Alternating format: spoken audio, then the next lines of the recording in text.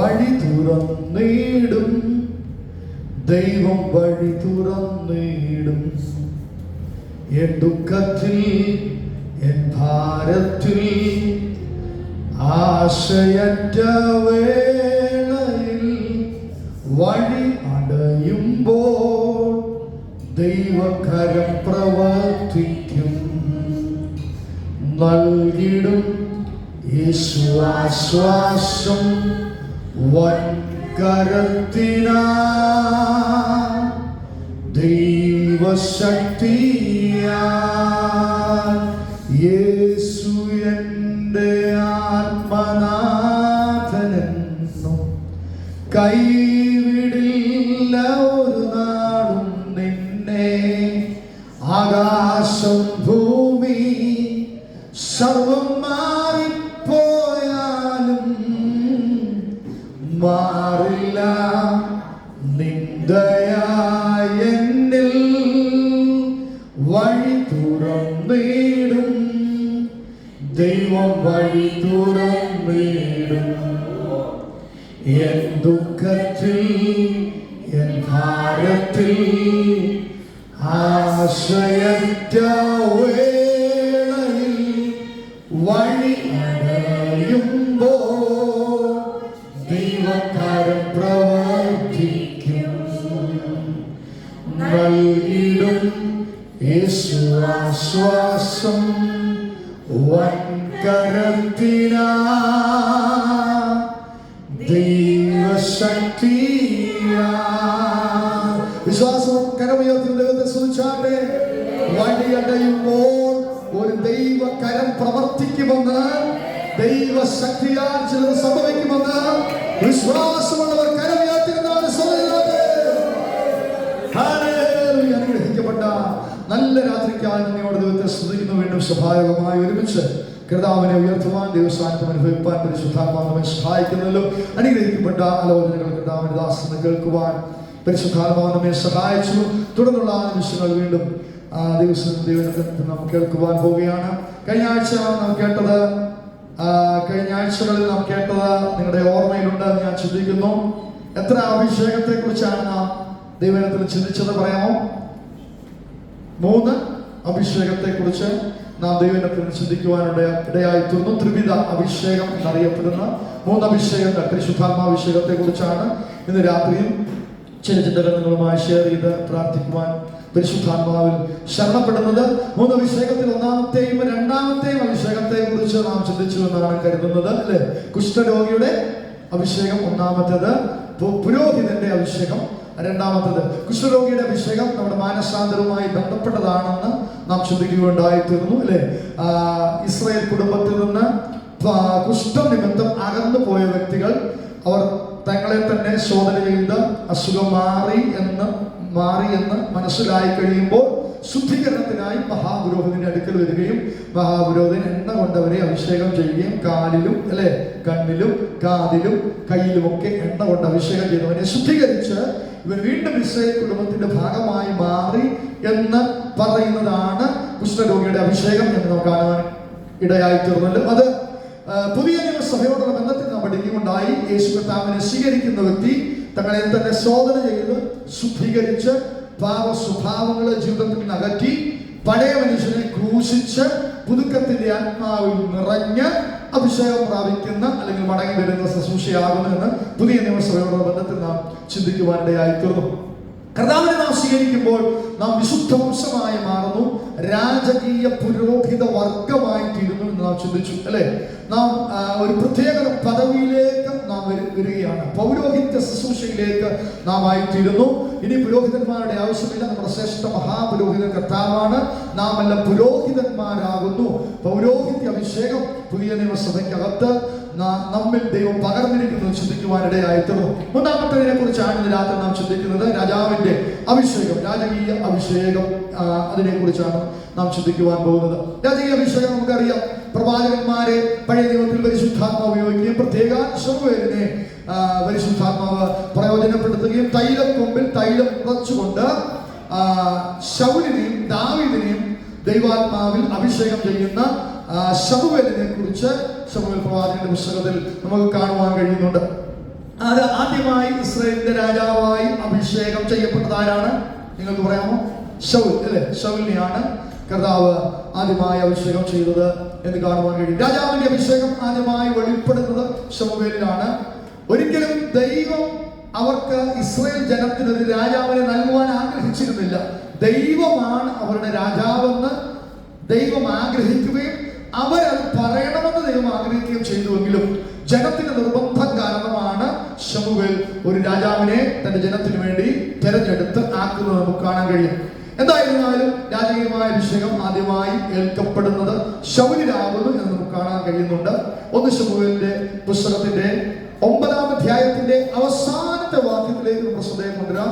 1 ശമൂവേൽ 9-ന്റെ അവസാനത്തെ വാക്യത്തിൽ പട്ടണത്തിന്റെ അറ്റത്തെത്തിയപ്പോൾ ശമൂവേൽ ശൗലിനോട് കൃത്യം മുമ്പേ കടന്നു പോകാൻ പറയുക. അവൻ കടന്നുപോയി. ഞാൻ നിന്നോട് ദൈവത്തിന്റെ അരുളപ്പാട് അറിയിക്കേണ്ടതിന് നീ അല്പം നിൽക്കാം. അവിടെ തന്നെ ഒരു ദൂതുണ്ട്. ഹല്ലേലൂയ. റഷായിട്ട് ഓടുന്നവന്റെ അടുത്ത്, സമയമില്ലാതെ ഓടുന്നവന്റെ അടുത്ത് ദൈവം സംസാരിക്കത്തില്ല. രാവിലെ എഴുന്നേറ്റ് അല്ലേ, ഹല്ലേലൂയ, വലുതേച്ച് ഒരു ഓട്ടമാണ് ഡ്യൂട്ടിക്ക് അല്ലേ, പിന്നെ അത് കഴിഞ്ഞേച്ച് എന്റെ ഡ്യൂട്ടി കാര്യങ്ങൾ ചെയ്യുന്നു അല്ലേ, അങ്ങോട്ട് പോകുന്നു ഇങ്ങോട്ട് പോകുന്നു. ദൈവത്തിന് സംസാരിക്കണമെങ്കിൽ നീ ഒന്ന് നിൽക്കണം അല്ലേ. അതിനൊരു സമയം നാം സത്യത്തിൽ കൊടുക്കത്തില്ല. നമ്മൾ ബിസിയാണ്, ഫുൾ ടൈം ബിസിയാണ്. കാരണം ഇവിടെ തന്നെ പറയുന്നുണ്ട്, വൃത്തിനോടൊക്കെ ഒന്ന് മാറി നിൽക്കാൻ പറയുക. ഈ അനുഗ്രഹിക്കപ്പെട്ട മുത്തുകളെ ഒന്നും പന്നികളുടെ മുമ്പിൽ വിട്ടുകൊടുക്കത്തില്ല. അതുകൊണ്ട് ആ സാഹചര്യങ്ങളെയൊക്കെ ഒന്ന് മാറ്റി അവനെ ഒന്നും മാറ്റി സ്വസ്ഥനായി നിർത്തുക എന്നാണ് ദൈവം ആഗ്രഹിക്കുന്നത്. നമുക്കറിയാം, അബ്രഹാം യാഗം കഴിക്കുവാൻ പോകുമ്പോൾ ഭൃത്യന്മാരെയൊക്കെ എന്ത് ചെയ്തു?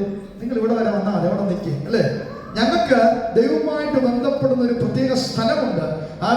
ഞാൻ എൻ്റെ മകനുമായി യാഗം കഴിച്ച് അവനെ യാഗമാക്കിയിട്ട് വരാമെന്നാണ് പറഞ്ഞത്. യാഗം കഴിച്ച് ഞങ്ങൾ മടങ്ങി വരാം. അപ്പോൾ ആ വിശ്വാസമുണ്ട് തിരികെ വരുമെന്നുള്ളത്. ഈ മലയുടെ മുകളിൽ കാണുന്ന അത്ഭുതത്തെ റിസീവ് ചെയ്യുവാനുള്ള കഴിവോ ബലമോ ഒന്നും ഭൃത്യന്മാർക്ക് കാണത്തില്ല. ചിലപ്പോൾ അവർ ശബ്ദം കേൾക്കുമ്പോൾ ഭയപ്പെടും, അവര് പാനിക്കാകാനൊക്കെ സാധ്യതയുണ്ട്. അതുകൊണ്ട് അവരൊക്കെ അബ്രഹാമിന്റെ ദൈവത്തിന്റെ ശബ്ദം കേട്ട് പരിചയമുണ്ട്. ദൈവം സംസാരിക്കുമെന്ന് അവൻ അറിയാം. ഹല്ലേലൂയ. തന്റെ ഏകയാഗനെ യാഗം കഴിക്കേണ്ടി വരത്തില്ലെന്ന് അവൻ അറിയാം. ദൈവം കരുതുമെന്ന് അബ്രഹാമിന് അറിയാം. അതുകൊണ്ടാണ് ഞാനും മകനുമായി പോയി യാഗം കഴിച്ചു വരാം, ഭൃത്യന്മാരൊക്കെ ഇവിടെ നിൽക്കാൻ പറയുന്നത്. അതുപോലെയാണ് ഇവിടെ ഈ സന്ദർഭത്തിലും ശമൂവേൽ പറയാം, ഭൃത്യനോട് കടന്നു പോകാൻ പറയുക. നിന്നോട് ദൈവത്തിന്റെ അരുളപ്പാട് അറിയിക്കേണ്ടതിന് കുറച്ച് സമയം നിൽക്കുക. ഇത് നമ്മളോടുമുള്ള പ്രാരംഭമായുള്ള ദൈവത്തിന്റെ ദൂതാണ്. ദൈവസന്നിധിയിൽ അല്പസമയം ചെലവഴിക്ക്. നാം പ്രാരംഭമായി കേട്ടതുപോലെ പ്രാർത്ഥിക്കുന്ന ഒരു മാളിക മുറി ഉണ്ടായിട്ടാണ് എലീസയ്ക്ക് ആ പൈതലിനെ അവിടെ കൊണ്ട് കിടത്തി അവന്റെ മേൽ അഭിഷേകത്തിന്റെ ചൂട് പകർന്ന് അവനെ ജീവനിലേക്ക് കൊണ്ടുവരാൻ കഴിഞ്ഞത്. ആദ്യമേ അദ്ദേഹം പറയുന്നുണ്ട്, മാളിക മുറിയിലേക്ക് കൊണ്ടുപോകൂ അല്ലേ, അകത്ത് കയറി കടന്ന് താൻ കുഞ്ഞിന് വേണ്ടി പ്രാർത്ഥിക്കുന്നുണ്ട്. അപ്പൊ നമുക്ക് ദൈവസന്നിധിയിൽ ദൈവത്തിൽ നിന്ന് എന്തെങ്കിലും പ്രാപിക്കണമെങ്കിൽ ദൈവത്തോടൊപ്പം ചിലവഴിക്കുന്ന ചില സമയങ്ങൾ നമുക്കുണ്ടാകണം. ഹല്ലേലൂയ. നമ്മുടെ ഡ്യൂട്ടിക്ക് നാം സമയം ചെലവഴിക്കാറുണ്ട്. നമ്മുടെ ബന്ധുക്കളുമായി, ചർച്ചക്കാരുമായി, കുഞ്ഞുങ്ങളുമായിട്ടൊക്കെ നമ്മൾ സമയം ചെലവഴിക്കാറുണ്ട്. ഇന്ന് രാത്രി ഒന്ന് ചിന്തിച്ചേ, ഈ ദൂതിന്റെ പ്രാരംഭ ദൂതായി നിങ്ങളൊന്ന് ചിന്തിച്ചേ, ദൈവസന്നിധിയിൽ നാം എത്ര സമയം ചെലവഴിക്കുന്നു? ദൈവത്തിന് നിന്നോട് അരുളപ്പാട് അറിയിക്കണമെങ്കിൽ നീ അല്പം നിൽക്കണം. ഹല്ലേലൂയ. നീ ദൈവസന്നിധിയിൽ അല്പം കാണണം. ഹല്ലേലൂയ. എനിക്ക് സമയമില്ലാത്തത് കൊണ്ട് ഉറങ്ങാൻ അവളിൽ കൂടുതൽ താല്പര്യം അല്ലേ, പ്രായമായതുകൊണ്ടായിരിക്കും, ക്ഷീണമായതുകൊണ്ടായിരിക്കും, അല്ലെങ്കിൽ പണ്ടത്തെ പോലെ ദൈവം തന്നോട് സംസാരിക്കുന്നില്ലെന്നുള്ളത് കൊണ്ട് ഒരു വിരക്തി അല്ലെങ്കിൽ ഒരു പ്രയാസമുള്ളത് കൊണ്ടായിരിക്കാം അദ്ദേഹം പോയി കിടന്നുറങ്ങുന്നത്. എന്നാൽ ഹല്ലേലൂയ, സമൂഹത്തിനോട് ദൈവം സംസാരിച്ചു കൊണ്ടിരുന്നു. ഹല്ലേലൂയ. ഓരോ രാത്രിയും ശീലോവിൽ അവൻ വെളിപ്പെട്ടുകൊണ്ടിരുന്നു. എന്താണ്? അവൈലബിൾ ആയിരുന്നു. അതാ വിഷയം. കിടന്നുറങ്ങുകയല്ലായിരുന്നു, രണ്ടാമത്തെ വ്യക്തിയല്ലായിരുന്നു, അവൈലബിൾ ആയിരുന്നു. ദൈവം സംസാരിക്കേണ്ടതിന് അവൻ അവൈലബിൾ ആയിരുന്നു. ദൈവം സംസാരിക്കുവാൻ ഞാനും നീയും അവൈലബിൾ ആണെങ്കിൽ ദൈവത്തിന്റെ അരുളപ്പാട് വെളിപ്പെടും. ആഗ്രഹിക്കുന്നവന് മാത്രമേ നിറയാൻ കഴിയത്തുള്ളൂ. ആഗ്രഹിക്കുന്നവന് മാത്രമേ ദൈവശബ്ദം കേൾക്കാൻ കഴിയത്തുള്ളൂ. ദൈവം ആരെ നിർബന്ധിച്ച് ഉന്തി കൊണ്ടുവരുത്തൊന്നുമില്ല. ഹല്ലേലൂയ. Price the Lord. നീ ദൈവത്തിന്റെ അരുളപ്പാട് പ്രാപിക്കുവാൻ ദൈവസന്നിധിയിൽ നിൽക്കുന്നവരാണെങ്കിൽ, സമയം വേർതിരിക്കുന്നവരാണെങ്കിൽ, ഹല്ലേലൂയ, ദൈവത്തിന്റെ ശബ്ദം നിന്നോട് വെളിപ്പെടുവാനിടയായി തീർന്നു. 10-ാമത്തെ അധ്യായം തുടങ്ങുന്നത് ഇങ്ങനെയാണ്. 1-ാമത്തെ വാക്യം, അപ്പോൾ സമൂവേൽ തൈലപാത്രം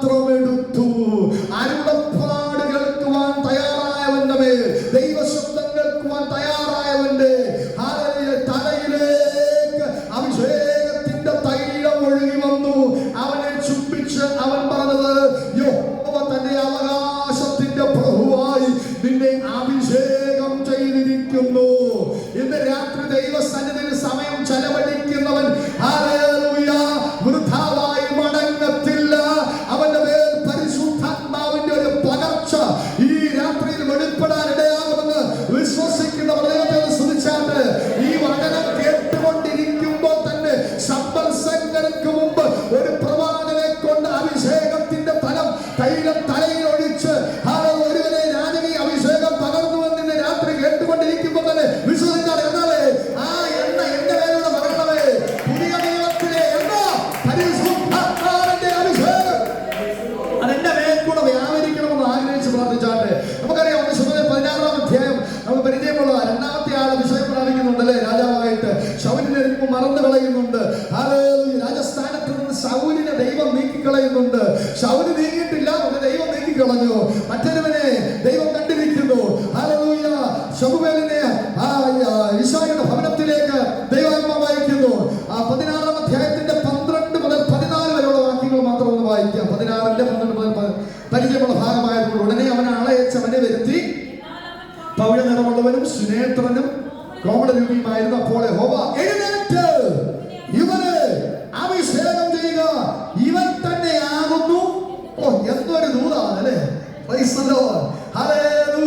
മക്കളൊക്കെ മാറി മാറി നിന്നിട്ട് ആരെയും തിരഞ്ഞെടുക്കാൻ കഴിയാതെ ശമൂവേൽ ഇങ്ങനെ ഇവനല്ല ഇവനല്ല ഇവനല്ല എന്നുള്ള ദൈവശബ്ദം കേൾക്കുമ്പോൾ ഹല്ലേലൂയ ഒരുവൻ വന്നപ്പോൾ ദൈവത്തിന്റെ ആത്മാവ് പറയുന്ന ശബ്ദം ഇവനെ അഭിഷേകം ചെയ്യുക, ഇവൻ തന്നെ ആകുന്നു. ഇന്ന് രാത്രി പരിശുദ്ധാത്മാവിന്റെ ശ്രദ്ധ ഇന്ന് രാത്രി നിന്റെ മേലൊന്ന് വരണം. ഇവനെ അഭിഷേകം ചെയ്യാം, ഇവൻ പ്രയോജനപ്പെടും, ഇവൻ ദൈവത്തിന് ഉപകാരമായി മാറും. ഇന്ന് രാത്രി പരിശുദ്ധാത്മാവ് ദൈവം നമ്മെ ശ്രദ്ധിക്കുന്നെങ്കിൽ അത് ഏറ്റവും അനുഗ്രഹമാണ്. അങ്ങനെ ശമൂവേൽ തൈലക്കൊമ്പ് എടുത്ത് അവന്റെ സഹോദരന്മാരുടെ നടുവിൽ വെച്ച് അവനെ അഭിഷേകം പ്രാപിച്ചവന്റെ മേൽ പഴയ നിയമത്തിലെ രാജകീയ അഭിഷേകം തൈലക്കൊമ്പിൽ നിന്ന് പകരപ്പെടുന്ന എണ്ണയുടെ അഭിഷേകം. എന്നാൽ ഈ അഭിഷേക തൈലം അവന്റെ തലയിലേക്ക് വീണപ്പോൾ എന്താ സംഭവിച്ചത്? യഹോവയുടെ ആത്മാവ് അന്ന് മുതൽ ദാവീദിന്റെ മേൽ വന്നു. രാത്രി വിശ്വസിച്ചാട്ടെ. രാജസ്ഥാനത്തേക്ക് ഒരുവനെ കൊണ്ടുവരുന്നതിന് മുമ്പ്, രാജാവായി അവനെ മാറ്റുന്നതിന് മുമ്പ് ദൈവത്തിന്റെ ആത്മാവ് അവന്റെ മേൽ വന്നു. ഇന്ന് രാത്രി വിശ്വസിച്ച് ൂടെടുത്താട്ടെ. പണത്തിനോ സാമർഥ്യത്തിനോ കഴിവുകൾക്കോ ബുദ്ധികൾക്കോ സാധിക്കുവാൻ കഴിയാത്തത് യഹോവയുടെ ആത്മാവിന് കഴിയും. ആത്മാവാണ് അവനെ അഭിഷേകം ചെയ്യേണ്ടത്. ഒരുവന്റെ മേലെ യഹോവയുടെ ആത്മാവ് വന്നപ്പോൾ 14-ാമത്തെ വാക്യം എഴുതിയിരിക്കുന്നു, ഒരുവനിൽ നിന്ന് ആത്മാവ് പോയി. അവനിൽ ശൗലിൽ ദുരാത്മാവ് അവനെ ബാധിച്ചു. ദൈവം ഒരുവനെ തെരഞ്ഞെടുത്ത് അടുത്ത അഭിഷക്തനായി രാജാവായി വാഴിച്ചപ്പോൾ മറ്റൊരുവന്റെ മേൽ ദുരാത്മാവ് കയറി. രാത്രി വിശ്വസിച്ചാട്ട് യഹോവയുടെ ആത്മാവ് ശൗലിനെ വിട്ടുമാറി. എന്തൊരു ദയനീയമായ അവസ്ഥയാണ്. രാജസ്ഥാനം പോയില്ല, അധികാരം പോയില്ല, എന്നാൽ ദൈവസാന്നിധ്യം പോയി. ദൈവസാന്നിധ്യം പോയിട്ട് എത്ര രാജസ്ഥാനം ഉണ്ടായ എന്താ കാര്യം? എന്നാൽ കാട്ടിൽ കിടന്നവന്റെ മേൽ യഹോവയുടെ ആത്മാവ് വെളിപ്പെട്ടു. കൊട്ടാരത്തിൽ ഇരിക്കുന്നവന്റെ മേൽ ദുരാത്മാവും കയറി, കാട്ടിലായിരിക്കുന്നവന്റെ മേൽ ആത്മാവും കയറി. ഹല്ലേലൂയ.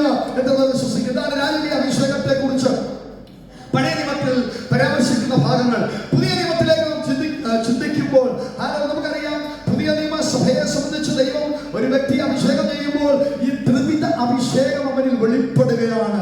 കുഷ്ഠരോഗിയുടെ അഭിഷേകം, പാപസംബന്ധമായി മരിച്ചടക്കപ്പെട്ട് നമ്മെ തന്നെ ദൈവസന്നിധിയിൽ സമർപ്പിക്കുമ്പോൾ കുഷ്ഠരോഗിയുടെ മേൽ പകർന്നതുപോലെ പരിശുദ്ധാത്മാവിന്റെ നിറവ് നമ്മുടെ മേൽ ഉണ്ടാകുന്നു. രണ്ടാമത് പൗരോഹിത്യ അഭിഷേകം നമ്മുടെ മേൽ വെളിപ്പെടുന്നു.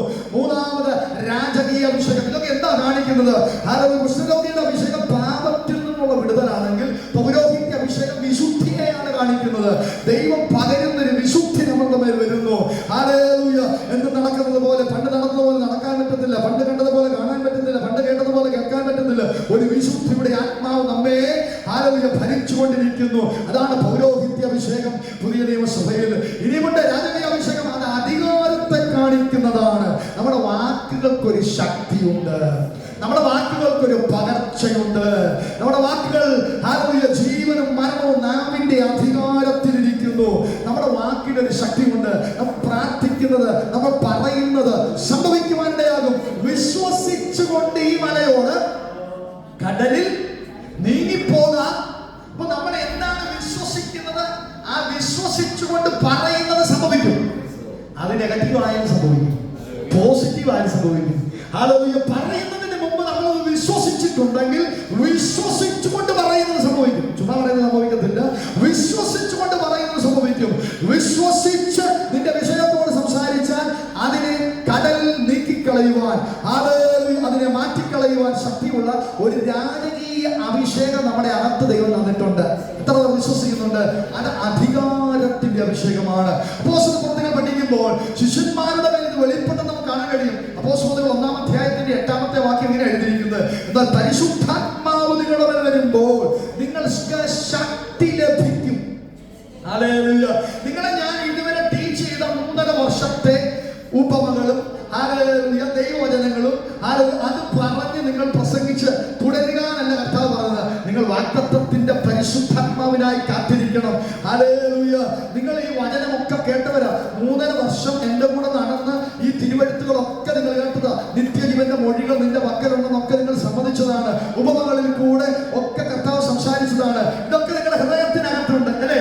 എങ്കിലും ഹല്ലേലൂയ, ഞാൻ ക്രൂശിക്കപ്പെട്ടത് നിങ്ങൾ എവിടെ ആയിരുന്നു? നിങ്ങൾ ചിതറി ഓടി അല്ലേ? യഹൂദന്മാരെ പേടിച്ചു, വാതിലടച്ചു കളഞ്ഞു, ചിതറി ഓടിക്കളഞ്ഞു. നിങ്ങൾക്ക് ധൈര്യം പോയി. വചനമകത്തുണ്ട്, ധൈര്യമില്ല. ഹല്ലേലൂയ. വചനമകത്തുണ്ട്. കർത്താവിനെ കുറിച്ച് അറിയാം, കർത്താവ് ഉയർത്തെഴുന്നേറ്റെന്നറിയാം, ക്രൂശിക്കപ്പെട്ടതാണെന്ന് അറിയാം, കർത്താവ് ഞങ്ങൾക്ക് വേണ്ടിയാ വന്നതറിയാം. വചനമകത്തുണ്ട്, പക്ഷെ ധൈര്യമില്ല. യഹൂദന്മാരെ ഭയപ്പെട്ടു. അതുകൊണ്ട് കർത്താവ് പറഞ്ഞത്, നിങ്ങൾക്ക് വചനമകത്തുണ്ട്, പക്ഷെ നിങ്ങൾക്ക് ഒരു അഭിഷേകം വേണം, ഒരു ധൈര്യം വേണം, അതിന് നിങ്ങൾക്ക് ശക്തി വേണം. ആ ശക്തിക്കായി നിങ്ങൾ വാഗ്ദത്തത്തിൻ പരിശുദ്ധാത്മാവിനായി കാത്തിരിക്കണം. വാഗ്ദത്തത്തിൻ പരിശുദ്ധാത്മാവ് 50-ാം നാളിൽ ഭൂമിയിലേക്ക് ഇറങ്ങി വരും. അപ്പോൾ നിങ്ങൾക്ക് ശക്തി ലഭിക്കും. Praise God. എന്തിനാ അന്യ അഭിഷേകം പ്രാപിക്കണം എന്ന് പറയുന്നത്? എന്തിനാ? ശക്തി ലഭിക്കാനാ, ശക്തി ലഭിക്കാനാ, ദൈവശക്തി ലഭിക്കാനാ. അതുകൊണ്ടാണ് അപ്പോസ്തലൻ പറയുന്നത്, ഞങ്ങൾ ജ്ഞാനത്തിന്റെ വശീകരണ വാക്കുകളല്ല സംസാരിക്കുന്നത്, ആത്മാവിന്റെയും ശക്തിയുടെയും പ്രദർശനങ്ങൾ ഞങ്ങളുടെ ശുശ്രൂഷയിൽ സംഭവിക്കണം. നമ്മുടെ സഭയിൽ ആത്മാവിന്റെ ശുശ്രൂഷകൾ, പ്രദർശനങ്ങൾ, ശക്തിയുടെ ശുശ്രൂഷകൾ സംഭവിക്കണം. ഹല്ലേലൂയ. ദൈവശക്തിയാണ് നമുക്ക് ആവശ്യം. അതുകൊണ്ട് നിങ്ങൾക്ക് ശക്തി ലഭിച്ചിട്ടാണ് നിങ്ങൾ എവിടെ പോകേണ്ടത്? യഹൂദയിൽ, ശമര്യയിൽ, ഭൂമിയുടെ ോളവന്റെ പരിശുദ്ധാത്മാവ് നിങ്ങളുടെ മേൽ വരുമ്പോൾ നിങ്ങൾക്ക് ലഭിക്കുന്നത് എന്താ? ശക്തിയാണ്. Price the Lord. അധരങ്ങളിൽ ഒരു ശക്തി വരും, ശരീരത്തിലൊരു ശക്തി വരും, വാക്കുകളിൽ ഒരു ശക്തി വരും, വിഷയങ്ങളോട് സംസാരിക്കാൻ ഒരു ശക്തി വരും. ഹല്ലേലൂയ. Price the Lord. അത് എക്സസൈസ് ചെയ്തിട്ടുള്ളവരുണ്ടോ? പ്രാർത്ഥിക്കുമ്പോൾ ആത്മാവിൽ നിറഞ്ഞ, അന്യഭാഷകളൊക്കെ നിറഞ്ഞ, ഏതിനോടൊക്കെ ഫൈറ്റ് ചെയ്യുന്ന പോലെ തോന്നിയവരുണ്ടോ? രഹസ്യ പ്രാർത്ഥന ഉള്ളവർക്ക് അറിയാം. അവർ ആത്മാവിൽ നിറഞ്ഞു കഴിയുമ്പോൾ, പരിശുദ്ധാത്മാവിൽ നിറഞ്ഞ അന്യഭാഷകൾ അവർ ഫൈറ്റ് ചെയ്യുന്ന പോലെ, ആരോടൊക്കെ നമ്മൾ യുദ്ധം ചെയ്യുന്ന പോലെ ഒരു ഫീൽ നിങ്ങൾക്ക് ഉണ്ടാകുന്നെങ്കിൽ അത് ദൈവാത്മാവിന്റെ ശക്തിയാണ്. പൈശാചിക ശക്തികളോട്, ദുരാത്മാക്കളോട് ആത്മാവിൽ നിറഞ്ഞ് നിങ്ങൾ യുദ്ധം ചെയ്യുകയാണ്. അതുകൊണ്ടാണ് നിങ്ങൾക്ക് ശക്തി ആവശ്യമാണെന്ന് പറയുന്നത്. 4:33 നമുക്കിത് കാണാൻ കിട്ടുന്നുണ്ട്. സകലവും അവർക്ക് പൊതുവായിരുന്നു. അപ്പോസ്തലന്മാർ മഹാശക്തിയോടെ, അവരുടെ കഴിവുകൊണ്ടല്ല, മിടുക്കുകൊണ്ടല്ല, 3.5 വർഷമോ ദൈവത്തിൽ പ്രാപിച്ച വചനത്തിന്റെ അറിവുകൾ കൊണ്ടല്ല, പിന്നെയോ അവർക്കൊരു മഹാശക്തി വെളിപ്പെട്ടു. മഹാശക്തിയോടെ കർത്താവ് യേശുവിന്റെ പുനരുത്ഥാനത്തിന് സാക്ഷ്യം പറഞ്ഞു. 5:12 വായിക്കുമ്പോൾ, അപ്പോസ്തലന്മാരുടെ കയ്യാൽ ജനത്തിന്റെ ഇടയിൽ പല അടയാളങ്ങളും അത്ഭുതങ്ങളും നടന്നു. അപ്പോൾ അപ്പോസ്തലന്മാരുടെ കയ്യാൽ അത്ഭുതങ്ങൾ നടന്നു. ഹല്ലേലൂയ. അപ്പോൾ വാക്കിന് ശക്തി ലഭിച്ചു, അവരുടെ അധരങ്ങൾക്ക് ശക്തി ലഭിച്ചു, അവരുടെ കണ്ണിന് ശക്തി ഇല്ലേ? പത്രോസ് യോഹന്നാൻ എന്ത് ചെയ്തു? സുന്ദരമെന്ന ദേവാലയ ഗോപുരത്തിൽ അവിടെ ഇരുന്നവനെ ഒന്ന് നോക്കി അല്ലേ?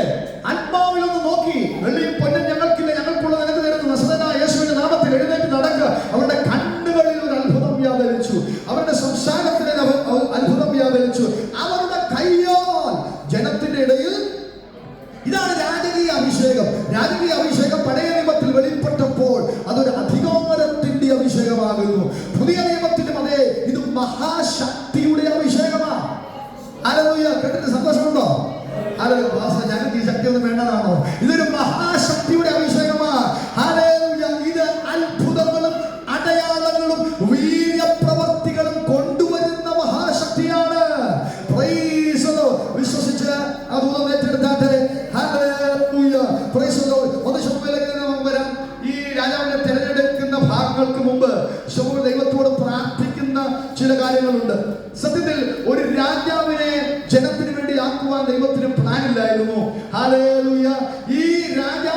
ശൗൽ വെളിപ്പെടുന്നതിന് മുമ്പ്, അല്ലെങ്കിൽ ശൗലിനെ അഭിഷേകം ചെയ്യുന്നതിന് മുമ്പ് ദൈവം മോശയിൽ കൂടി, യോശുവയിൽ കൂടി, ന്യായാധിപന്മാരിൽ കൂടി ഒക്കെ ആഗ്രഹിച്ച ചില കാര്യങ്ങളുണ്ട്. ഒരേ സമയം അവർ പുരോഹിതന്മാരായിരുന്നു, അവർ ന്യായാധിപന്മാരായിരുന്നു, അവർക്ക് രാജകീയ അഭിഷേകമുള്ളവരായിരുന്നു. ത്രിവിധ അഭിഷേകം വെളിപ്പെട്ട നിലയിൽ ശുശ്രൂഷിച്ചവരായിരുന്നു മോശ, യോശുവ, അതുപോലെ ന്യായാധിപന്മാരെല്ലാം. എന്നാൽ ഇവരെല്ലാം ശുശ്രൂഷന് ശേഷം ശമൂവേലിന്റെ കാലഘട്ടത്തിൽ ശമൂവേലിനെ ദൈവം ഉപയോഗിച്ചതും ഒരു ത്രിവിധ അഭിഷേകത്തിലാണ്. ശമൂവേൽ ഒരു പ്രവാചകനായിരുന്നു, അല്ലേ? ശമൂവേൽ ഒരു പ്രവാചകനായിരുന്നു. ഏലി ആരായിരുന്നു? പുരോഹിതനായിരുന്നു. എന്നാൽ ഏലിക്ക് ശേഷം വന്നത് ആരാ? ശമൂവേല. എന്നാൽ ഏലിക്ക് ശേഷം ഒരു പുരോഹിതനെ അവിടെ തെരഞ്ഞെടുക്കുന്നതായിട്ട് കാണുന്നുണ്ടോ? ഇല്ല. ആരാ പുരോഹിതൻ? ശമൂവേലായിരുന്നു പുരോഹിതൻ. ശമൂവേൽ പ്രവാചകനായിരുന്നു. ശമൂവേൽ പുരോഹിതന്റെ അഭിഷേകമുള്ളവനായിരുന്നു, പ്രവാചകന്റെ അഭിഷേകമുള്ളവനായിരുന്നു, രാജകീയ അഭിഷേകമുള്ളവനായിരുന്നു. അവിടെ ഒരു രാജാവില്ല. ജനത്തിന്റെ പ്രശ്നങ്ങൾ വന്ന് സംസാരിക്കുന്ന ശമൂവേലിന്റെ അടുത്താണ്. അതിന് പ്രതിവിധി നൽകുന്ന ശമൂവേല. രാജകീയ അഭിഷേകം ശമൂവേലിൽ ഉണ്ടായിരുന്നു. പുരോഹിതനോടില്ല. ഏലി കഴുത്തൊടിഞ്ഞ് മരിച്ചു. പൗരോഹിത്യ അഭിഷേകം അവന്റെ മേലുണ്ടായിരുന്നു. അപ്പോൾ രാജകീയ അഭിഷേകം, പ്രവാചക അഭിഷേകം, പൗരോഹിത്യ അഭിഷേകം കൊണ്ട് നിറഞ്ഞ ശമൂവേൽ ആ കാലഘട്ടത്തിലാണ് ജനം സംസാരിക്കുന്നത്, ഞങ്ങൾക്കൊരു രാജാവിനെ വേണം. ആ ഭാഗം വായിക്കാം. 8:10 മുതൽ 18 വരെ വായിക്കണമെങ്കിൽ കുറച്ച് സമയമെടുക്കും, എങ്കിലും ഒന്ന് ഓടിച്ച് വായിച്ചു. 1 ശമൂവേൽ 8:10 മുതൽ 18 വരെ. അങ്ങനെ രാജാവിനായി അപേക്ഷിച്ച ജനത്തോട് ജനം രാജാവിനായി അപേക്ഷിച്ചപ്പോൾ ശമൂവേൽ പറയാണ്, നിങ്ങൾ ചെയ്യുന്നത് തെറ്റായിട്ടുള്ളൊരു തീരുമാനമാണ്. എന്താണ് നിങ്ങൾ ചെയ്യുന്നത്? നിങ്ങളെ വാഴുവാനിരിക്കുന്ന നിങ്ങൾ ഇപ്പോൾ ഒരു രാജാവിന് വേണ്ടി ആഗ്രഹിക്കുന്നല്ലോ. എന്തുകൊണ്ട് അവർ രാജാവിന് വേണ്ടി ആഗ്രഹിച്ചെന്നറിയാം? ഇവര് നോക്കിയപ്പോൾ മറ്റു ജാതികൾക്കെല്ലാം രാജാവുണ്ട്. ഇവരുടെ മുമ്പിൽ നടക്കുവാൻ, യുദ്ധം ചെയ്യുവാൻ ഒക്കെ രാജാക്കന്മാരുണ്ട്. ഇസ്രായേലിലേക്ക് നോക്കുമ്പോൾ ഒരു രാജാവില്ല. ഹല്ലേലൂയ. രാജകീയ അഭിഷേകമുള്ള ശമൂവേൽ മാത്രമേ ഉള്ളൂ. പുരോഹിതനില്ല. പൗരോഹിത്യ ശുശ്രൂഷ ചെയ്യുന്ന, പ്രവാചക ശുശ്രൂഷ ചെയ്യുന്ന ശമൂവേൽ മാത്രമേ ഉള്ളൂ. ജനം ആഗ്രഹിക്കുന്നു മറ്റു രാജാക്കന്മാരെ പോലെ, മറ്റു ജാതികളെ പോലെ ഞങ്ങളുടെ മുമ്പിൽ നടക്കുവാൻ ഒരു രാജാവ് വേണം. അതുകൊണ്ടാണ് അവർ ശമൂവേലിനോട് അപേക്ഷിച്ചത്. എന്നാൽ ഇത് ദൈവഹിതം അല്ലായിരുന്നു. ഒരു രാജാവ് അവർക്ക് വേണമെന്നുള്ളത് ദൈവത്തിന്റെ പ്ലാനിലോ മനസ്സിലോ പെട്ട കാര്യമല്ലായിരുന്നു. അതുകൊണ്ട് നിങ്ങൾ ദൈവത്തിന്റെ ഇഷ്ടമില്ലാത്ത ഒരു കാര്യം ചോദിക്കുന്നത് കൊണ്ട് നിങ്ങൾക്ക് സംഭവിക്കുന്ന ചില കാര്യങ്ങൾ അവിടെ ലിസ്റ്റ് വൈസ് ആയിട്ട് പരിശുദ്ധാത്മാവിൽ നിറഞ്ഞ ശമൂവേൽ പറയുക. വേഗത്തിൽ വായിച്ചു.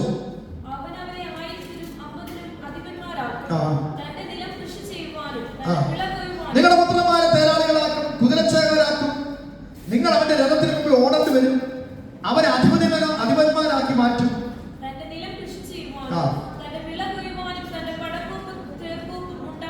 അവരെ നിയമിക്കും. നിങ്ങളുടെ കോമള യുവാക്കളെയും കൈതകളെയും പിടിച്ചവർ വേലക്കാക്കും. നിങ്ങളുടെ ആടുകളിൽ എന്ത് ചെയ്യും? 10-1 അവൻ എടുക്കും. നിങ്ങൾ അവന് ദാസന്മാരായിരിക്കും. നിങ്ങൾ തെരഞ്ഞെടുത്തിരിക്കുന്ന രാജാവിന്റെ നിമിത്തം നിങ്ങൾ അന്ന്, അപ്പൊ ദൈവത്തിന് ഇഷ്ടം ഉണ്ടായിരുന്ന രാജാവിനെ കൊടുക്കാൻ? ദൈവത്തിന് ഇഷ്ടമില്ലായിരുന്നു രാജാവിനെ കൊടുത്തത് കൊണ്ട് ഈ ജനത്തിന് സംഭവിക്കാൻ പോകുന്ന കാര്യങ്ങളെ പരിശുദ്ധാത്മാവിൽ ശമൂവേൽ പ്രവചിച്ചു പറയുകയാണ്. എന്നാൽ ശമൂവേലിന്റെ വാക്ക് കൈക്കൊള്ളുവാൻ ജനത്തിന് മനസ്സില്ലായിരുന്നു.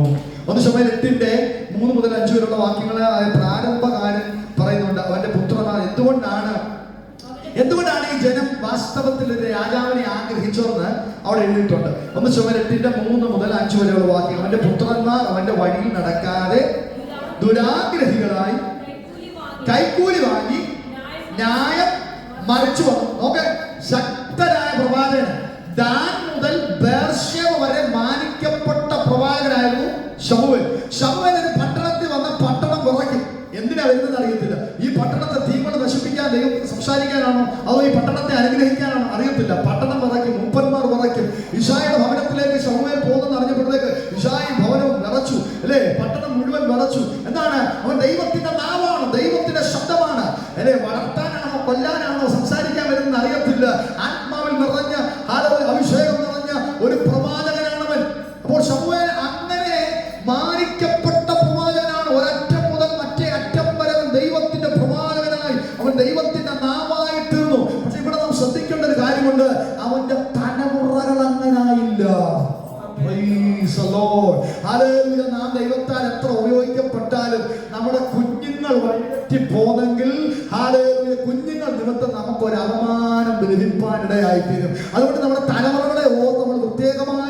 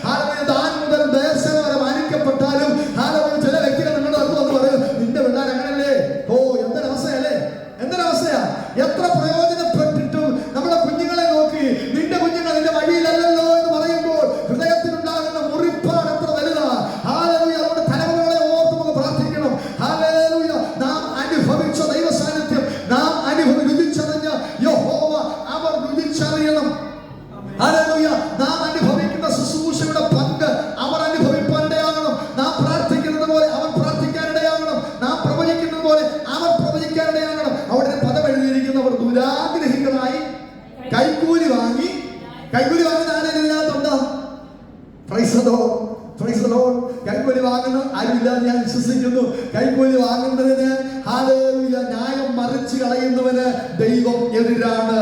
അവൻ ദുരാഗ്രഹമായി കൈക്കൂലി വാങ്ങി ന്യായം മറിച്ചു.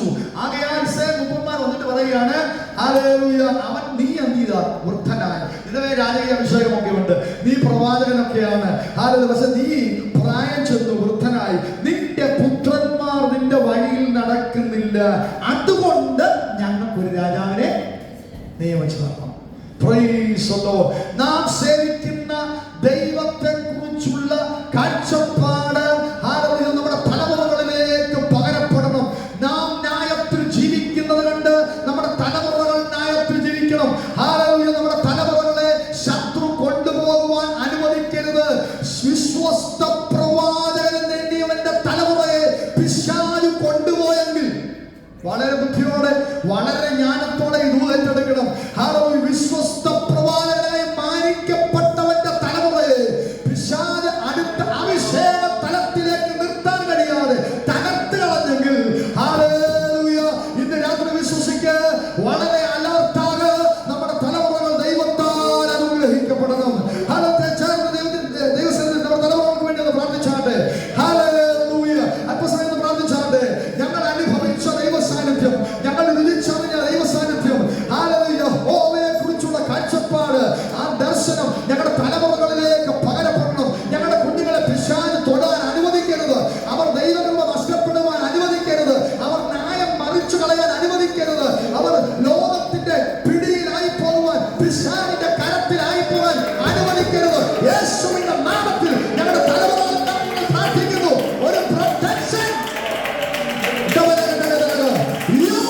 പുത്രന്മാർക്ക് വേണ്ടി, പുത്രിമാർക്ക് വേണ്ടി അവർ പാപം ചെയ്യാതിരിക്കേണ്ടതിന് യാഗം കഴിച്ചതുപോലെ ഇന്ന് രാത്രി പരിശുദ്ധാത്മാവിന്റെ ശക്തി കൊണ്ട് അവർ പിടിക്കപ്പെടാൻ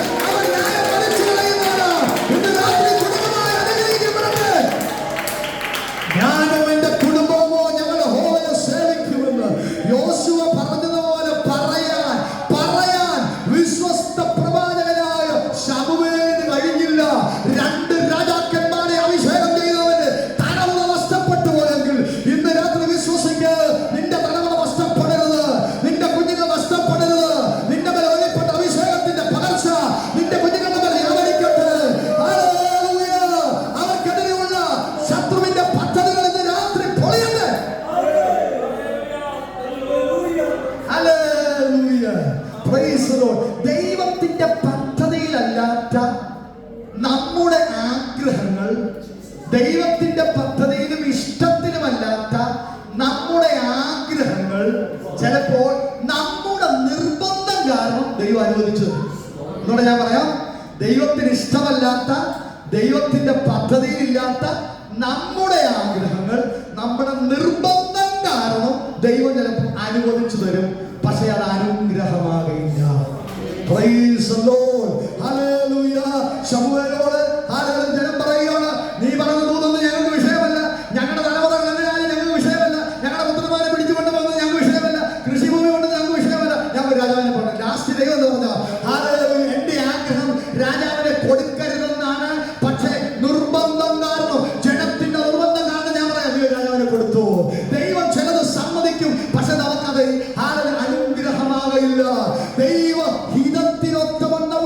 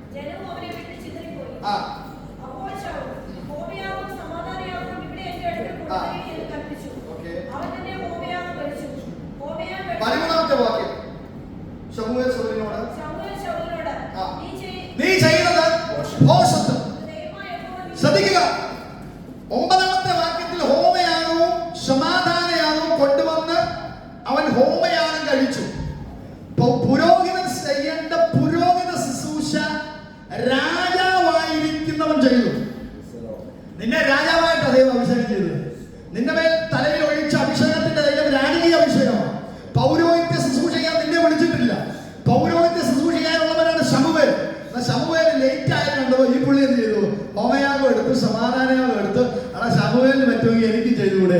നിന്നെ ആരാ രാജകീയ അഭിഷേകമല്ല നിന്റെ മേൽ പകർന്നത്, നിന്റെ മേൽ പൗരോഹിത്യ അഭിഷേകമില്ലല്ലോ. പൗരോഹിത്യ അഭിഷേകമില്ലാത്തവൻ പൗരോഹിത്യ ശുശ്രൂഷ ചെയ്തു. എന്നാൽ 13ാമത്തെ വാക്യത്തിൽ ശമൂവേൽ സൗലിനോട് പറയുകയാണ്, നീ ചെയ്തത് ഭോഷത്വം. നിന്റെ ദൈവമായ യഹോവ നിന്നോട് കൽപ്പിച്ച കൽപ്പന നീ പ്രമാണിച്ചില്ല. യഹോവ ഇസ്രായേൽ നിന്റെ രാജൻ എന്നത്തേക്കും സ്ഥിരമാക്കുമായിരുന്നു. എന്നാൽ ഇപ്പോഴോ നിന്റെ രാജ്യം നിലനിൽക്കുകയില്ല. യഹോവ നിന്നോട് കൽപ്പിച്ചു നീ പ്രമാണിക്കായ കൊണ്ട് തനിക്ക് ബോധിച്ച ഒരു പുരുഷനെ യഹോവ അന്വേഷിച്ചു. അപ്പോൾ ഇവിടെ ശ്രദ്ധിക്കേണ്ട കാര്യം, ശൗൽ രാജാവായി വെളിപ്പെടുന്നതിന് മുമ്പ് ഒരുവനിൽ 3 അഭിഷേകം നിലനിന്നിരുന്നു. പ്രവാചകൻ എന്ന അഭിഷേകം, പുരോഹിതൻ എന്ന അഭിഷേകം, രാജാവ് എന്നുള്ള അഭിഷേകം, രാജകീയ അഭിഷേകം. എന്നാൽ ശൗൽ എന്ത് ചെയ്യുകയാണ്? സമാധാനയാഗവും ഹോമയാഗവും അർപ്പിച്ച നിമിത്തം ശൗൽ രാജാവായിരുന്ന പൗരോഹിത്യ അഭിഷേകം കവർന്നെടുക്കുവാനിടയായിട്ടുണ്ട്. പൗരോഹിത്യ ശുശ്രൂഷ കവർന്നെടുക്കാൻ ഇടയായിട്ടുണ്ട്. ദൈവം വന്ന് അവനോട് പറയുകയാണ്, നിന്റെ രാജസ്ഥാനം നീ അത് ചെയ്തോ, പക്ഷേ നീ അത് ചെയ്യുമ്പോൾ തന്നെ ഞാൻ ഇസ്രായേലിന്റെ ഭവനത്തിൽ അടുത്ത രാജാവിനെ കണ്ടു കഴിഞ്ഞു. ദൈവഹിതമല്ലാത്ത പൗരോഹിത്യ ശുശ്രൂഷയിലേക്ക്, പൗരോഹിത്യ അഭിഷേകത്തിലേക്ക് നീ കൈ നീട്ടിയത് കൊണ്ട് നിന്റെ രാജസ്ഥാനം പോയിരിക്കുന്നു. ഇവിടെയാണ് അഭിഷേകം വിഭജിക്കപ്പെട്ടത്. ഇവിടെയാണ് അഭിഷേകം വിഭജിക്കപ്പെടുന്നത്. ശൗൽ പൗരോഹിത്യ അഭിഷേകത്തിലേക്ക് കടന്നു. രാജകീയ അഭിഷേകത്തിൽ രാജകീയ അഭിഷേകവും പൗരോഹിത്യ അഭിഷേകവും പ്രവാചകീയ അഭിഷേകം നിലനിരുന്ന ശൗലിൽ നിന്ന് പൗരോഹിത്യ അഭിഷേകത്തിലേക്ക് കടന്ന് പൗരോഹിത്യ ശുശ്രൂഷ ചെയ്തുകൊണ്ട് അഭിഷേകം അവിടെ വിഭജിക്കപ്പെടുകയാണ് ചെയ്തത്. രാജാക്കന്മാർ, രാജകീയ അഭിഷേകം പ്രാപിച്ചവർ, രാജാവായി പ്രവർത്തിച്ചവർ, അവർക്കുള്ള പരാജയം നമുക്ക് ദൈവത്തിൽ കാണാൻ കഴിയുന്നുണ്ട് അല്ലെ? ദാവീദ് ദൈവത്താൽ വിവേചിക്കപ്പെട്ടവനാണ്, ദൈവത്തിന്റെ ഹൃദയപ്രകാരമുള്ള മനുഷ്യനാണ്. ദാവീദ് ഒരു തെറ്റ് ചെയ്തു, ഊരിയാവിനെ കൊന്നുകളഞ്ഞു അല്ലെ, ബത്ശേബയെ നശിപ്പിച്ചു. ഹല്ലേലൂയ. അങ്ങനെ അവൻ പാപം ചെയ്യുവാനിടയായി തീർന്നു. രാജകീയ അഭിഷേകമുള്ളവന് പൗരോഹിത്യ അഭിഷേകമില്ല. രാജകീയ അഭിഷേകമുള്ളവന് പൗരോഹിത്യ അഭിഷേകത്തിന്റെ പ്രത്യേകത വിശുദ്ധ ജീവിതമാണ്. ഹല്ലേലൂയ. പൗരോഹിത്യ അഭിഷേകമുള്ള വ്യക്തിയായിരുന്നു ശമൂവേൽ. അവൻ വിശുദ്ധനായി ജീവിച്ചു. അവന്റെ തലമുറകളെ കുറിച്ച് അവൻ ചിന്തിച്ചില്ല, പക്ഷെ അവൻ വിശുദ്ധനായിരുന്നു. അവൻ മാനിക്കപ്പെട്ട പ്രവാചകനായിരുന്നു. അവന് വിശുദ്ധി പകരപ്പെട്ടിരുന്നു. എന്നാൽ രാജകീയ അഭിഷേകമുള്ളവന് പൗരോഹിത്യ അഭിഷേകമില്ല. പൗരോഹിത്യ അഭിഷേകം ഇല്ലാത്തത് കൊണ്ടാണ് ദാവീദ് വിശുദ്ധിയിൽ തുടരുവാൻ കഴിയാത്തത്. ശലോമോൻ വിഗ്രഹാരാധന ചെയ്തു, അയൽ രാജ്യങ്ങളെ സ്ത്രീകളെ വിവാഹം കഴിച്ചു, ദൈവഹിതമില്ലാത്ത വഴികളിൽ നടന്നു. രാജാവായിരുന്നു, പക്ഷെ വിശുദ്ധ ജീവിതമില്ലായിരുന്നു. അപ്പോൾ രാജകീയ അഭിഷേകവും അധികാരവും വിശുദ്ധ ജീവിതവും നിലനിന്നിരുന്ന ശമൂവേലിന് മാത്രമായിരുന്നു. ശൗൽ പൗരോഹിത്യ ശുശ്രൂഷ ഏറ്റെടുത്തപ്പോൾ ആ അഭിഷേകം വിഭജിക്കപ്പെടുവാനിടയായിത്തീർന്നു. എന്നാൽ തുടർന്നുള്ള രാജാക്കന്മാർക്കൊന്നും വിശുദ്ധ ജീവിതം നയിക്കാൻ പറ്റിയില്ല. അവർക്ക് അധികാരമുണ്ടായിരുന്നു, രാജകീയ അഭിഷേകം ഉണ്ടായിരുന്നു, എന്നാൽ പൗരോഹിത്യ അഭിഷേകമില്ലാത്തത് കൊണ്ട് അവർക്ക് വിശുദ്ധ ജീവിതം നയിക്കാൻ കഴിഞ്ഞില്ല. പിന്നെ പുരോഹിതന്മാർ പുതിയ നിയമ കാലഘട്ടത്തിലേക്ക് കടന്നു വരുന്ന സമയത്ത് പുരോഹിതന്മാരുണ്ടാകുന്നു. ഈ വരുന്ന പുരോഹിതന്മാരുടെ പ്രത്യേകത നോക്കിയേ. ഞാൻ പറഞ്ഞത് നിങ്ങൾ മനസ്സിലാക്കുന്നത് എനിക്ക് അറിയത്തില്ല. ശമൂവേൽ നിറഞ്ഞു നിന്നിരുന്ന അഭിഷേകം, രാജകീയ അഭിഷേകവും പൗരോഹിത്യ അഭിഷേകവും പ്രവാചക അഭിഷേകവും ഒറ്റ മനുഷ്യനിൽ നിന്നിരുന്നു. എന്നാൽ അഭിഷേകം വിഭജിക്കപ്പെട്ടപ്പോൾ ശൗൽ മുതലുള്ള രാജാക്കന്മാരിൽ വിശുദ്ധിയില്ലായിരുന്നു. പൗരോഹിത്യ അഭിഷേകമുള്ളവരെ വിശുദ്ധിയുള്ളൂ. പൗരോഹിത്യ അഭിഷേകം നഷ്ടപ്പെട്ടു. അവർ വിശുദ്ധിയിൽ തുടരുവാൻ രാജാക്കന്മാർക്ക് കഴിഞ്ഞില്ല. ഇനി തുടർന്നുള്ള പുരോഹിതന്മാരെ നോക്കുക. പുരോഹിതന്മാർക്ക് രാജകീയ അഭിഷേകമില്ലായിരുന്നു. ശമൂവേലിന് 3 ഉണ്ടായിരുന്നു ആ കാലഘട്ടം വരെ. പുരോഹിതന്മാർക്ക് രാജകീയ അഭിഷേകമില്ലായിരുന്നത് കൊണ്ട് അവർക്ക് അധികാരമില്ലായിരുന്നു, അവർക്ക് ദൈവശക്തി ഇല്ലായിരുന്നു. അതുകൊണ്ടാണ് മത്തായിയുടെ സുവിശേഷം 23:2 മുതൽ 7 വരെയുള്ള വാക്യങ്ങൾ വായിക്കുമ്പോൾ അനന്തരം യേശു പുരുഷാരത്തോടും തന്റെ ശിഷ്യന്മാരോടും പറയുന്ന ഒരു കാര്യമുണ്ട്. മത്തായി 23:2-7. കുറച്ച് കട്ടിയുള്ള ഭാഗങ്ങളായതുകൊണ്ടാണ് നിങ്ങൾക്ക് മനസ്സിലാക്കാൻ ചില ബുദ്ധിമുട്ടാകും ഞാൻ വിചാരിക്കുന്നു. മത്തായി 23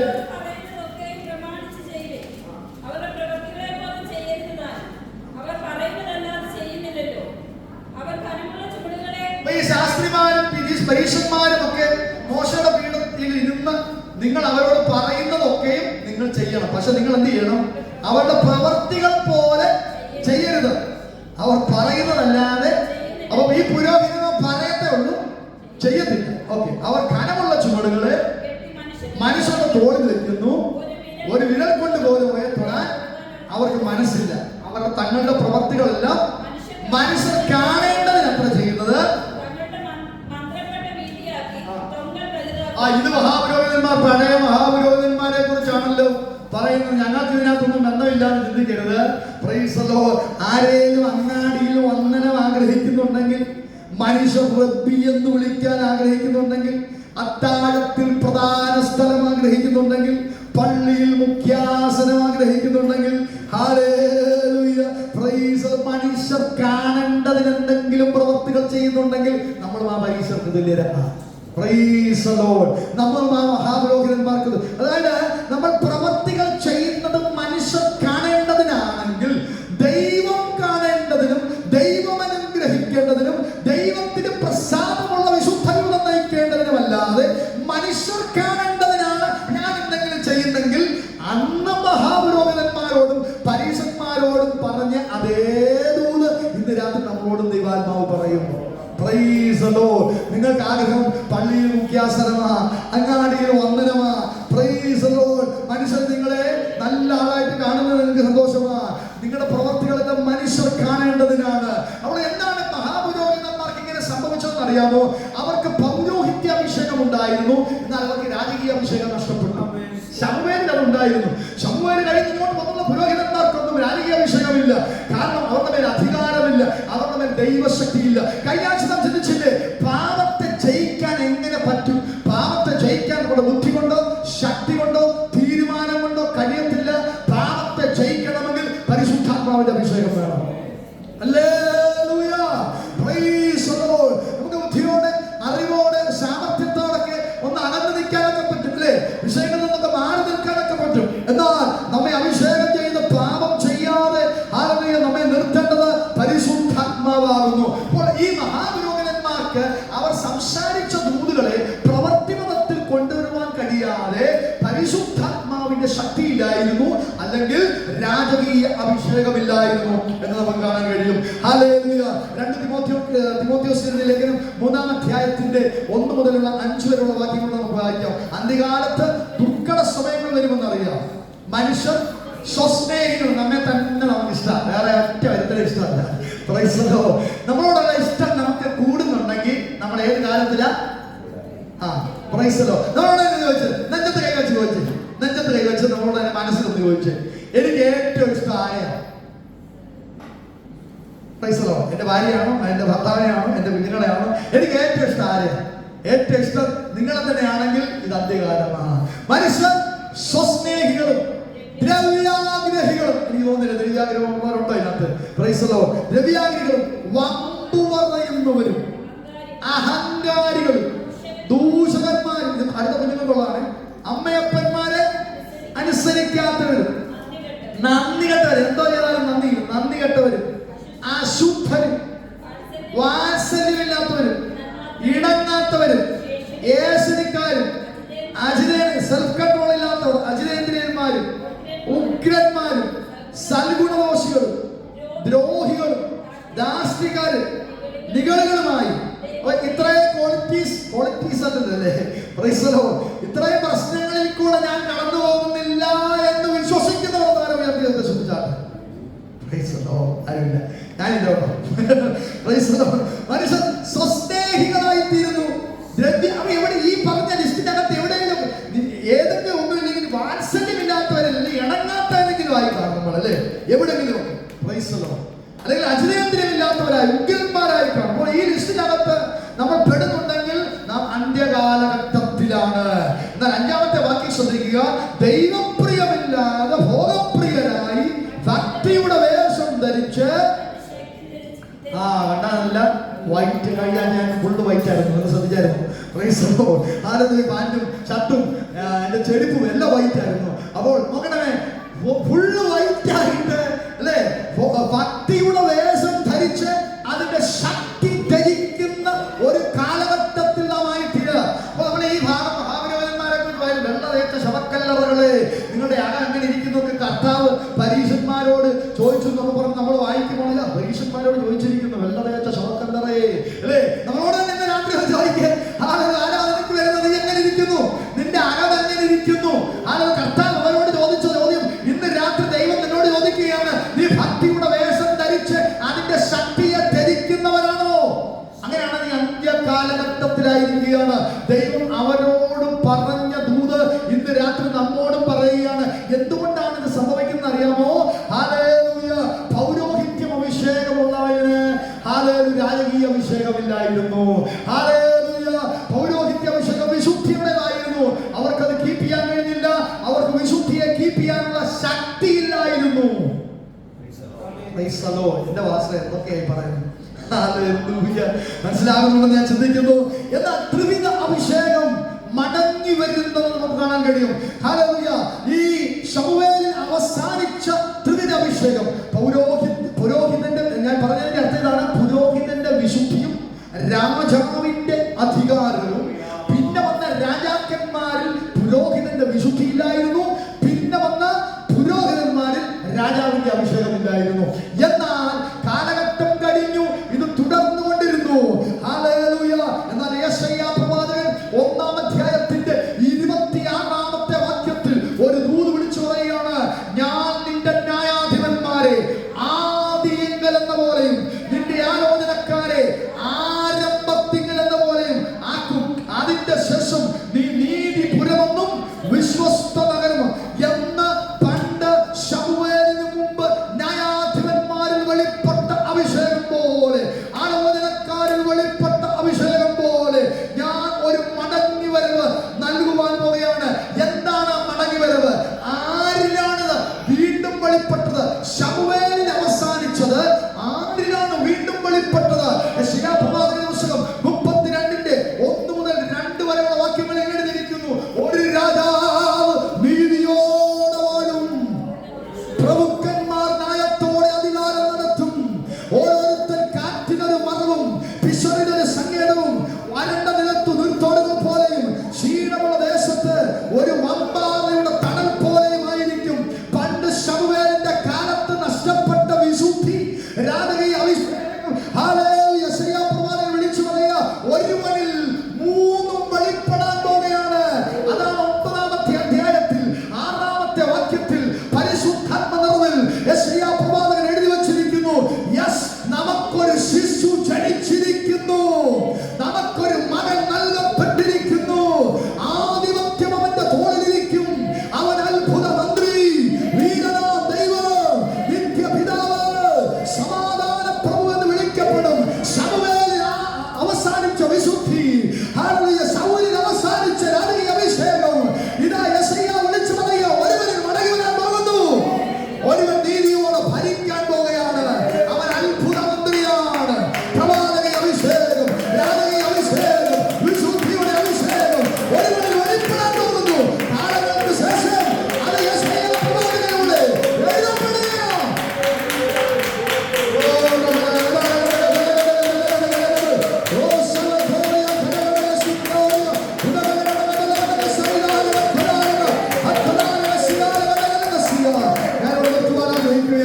ശമൂവേലിൽ നഷ്ടപ്പെട്ട ത്രിവിധ അഭിഷേകം വെളിപ്പെട്ടത് യെശയ്യാ പ്രവാചകന്റെ ശബ്ദത്തിൽ കൂടെയാണ്.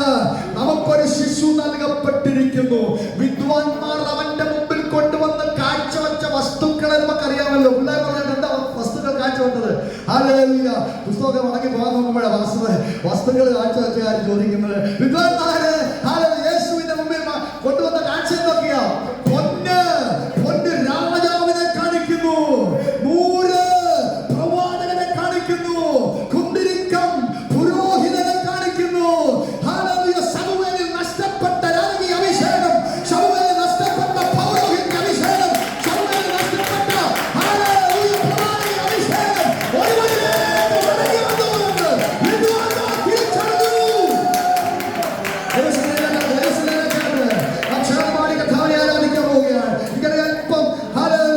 മനസ്സിലാക്കാൻ ബുദ്ധിമുട്ടുള്ളൊരു ദൂതാണ് ഞാൻ സംസാരിച്ചത്, എനിക്കറിയാം. ഹല്ലേലൂയ. എന്നാൽ കേട്ട വചനത്തിന് മുമ്പിൽ നമ്മെ തന്നെ സമർപ്പിച്ചാട്ടെ. Hallelujah, hallelujah. നമ്മുടെ കർത്താവ് ആരാണ്? അവൻ രാജകീയ ശ്രേഷ്ഠ രാജാവാണ്. നമ്മുടെ കർത്താവ് ആരാണ്? അവൻ ശ്രേഷ്ഠ മഹാപുരോഹിതനാണ്. നമ്മുടെ കർത്താവ് ആരാണ്? അവൻ ആലോചനയിൽ വലിയവനും പ്രവൃത്തിയിൽ ശക്തനുമാണ്.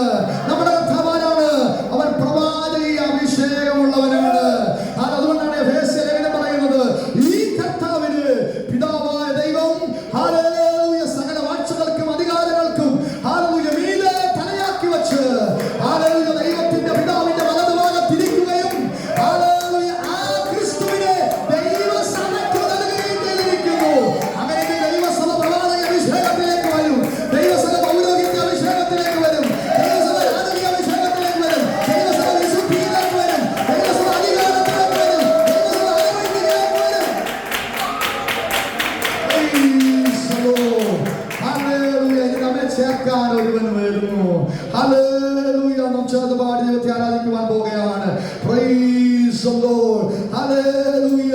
ദൂതസംഘം ഇറങ്ങി വന്ന് ഹല്ലേലൂയ പ്രൈസ് ദി ലോർഡ് വിശ്രമം കൂടാ